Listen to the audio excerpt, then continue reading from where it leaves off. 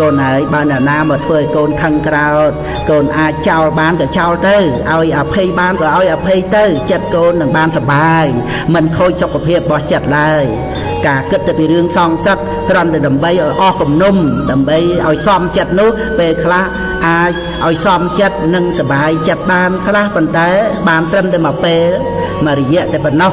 ពីព្រោះផលនៃការសងសឹកបាននោះនៅមានទៀតតែលើកក្រោយនេះកាចសាហាវណាស់វាតាមមកឲ្យយើងមានទុក្ខខ្លាំងក្លាអាចរហូតអស់មួយជីវិតក៏បានដូចជាសងសឹកហើយត្រូវរត់គេចមិនអាចរស់នៅក្នុងកន្លែងដើមបានសងសឹកឲ្យខ្លួនឯងត្រូវទៅដេកក្នុងគុក10ឆ្នាំ20ឆ្នាំឬរហូតអស់មួយជីវិតដូច្នេះមិនប្រសើរឡើយហើយត្រូវជាប់បាបកម្មពីវេរេនឹងគ្នាទៅជាតិក្រោយទៀតការដែលនឹងពន្លត់ភ្លើងគំនុំបាននោះនៅត្រង់ការឲ្យអភ័យនិងនៅត្រង់ការមិនចងពៀមិនមែននៅត្រង់ការចងពៀនោះទេ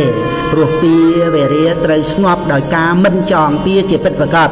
បើភ្លើងគំនុំនៅមិនទាន់រលត់ទេគឺមិនអាចរកសេចក្តីសុខស្ងប់ក្នុងជីវិតបានឡើយ